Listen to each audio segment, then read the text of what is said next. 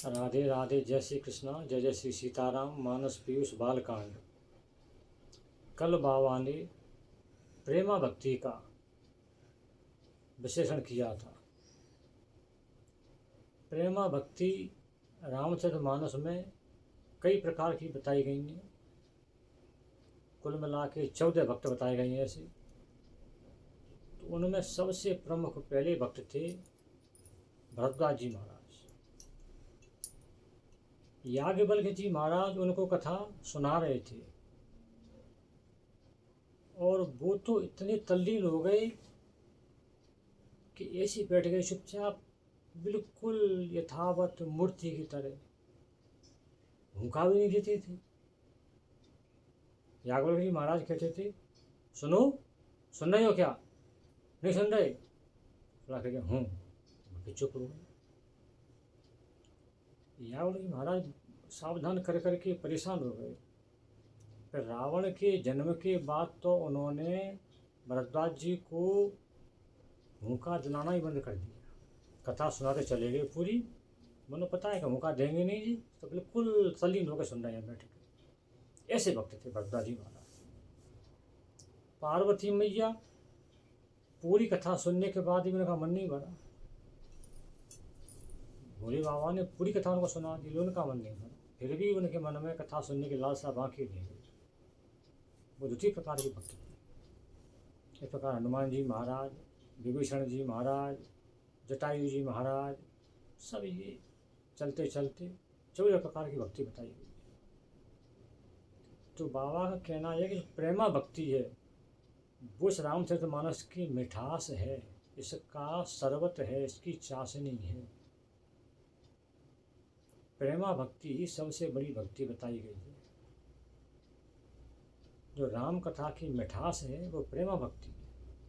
अब बाबा कहते हैं कि सो जल सुकृत साल हित होई, राम भगत जन जीवन सोई।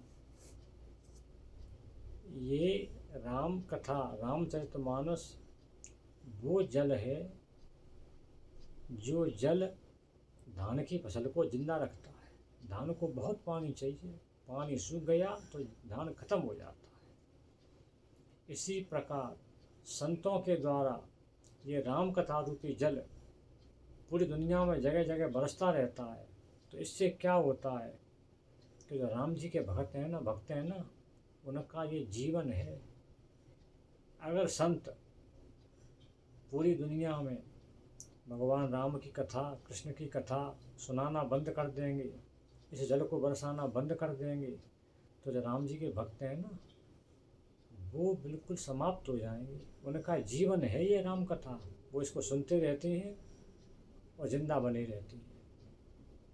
हनुमान जी महाराज ने ये वरदान मांगा था कि मेरा जीवन तभी तक रहे जब तक मुझे राम कथा सुनने को मिलती रहे।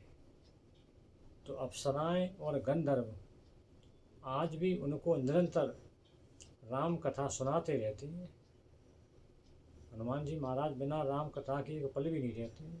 तो मनुष्य तो क्या सुनाएगा।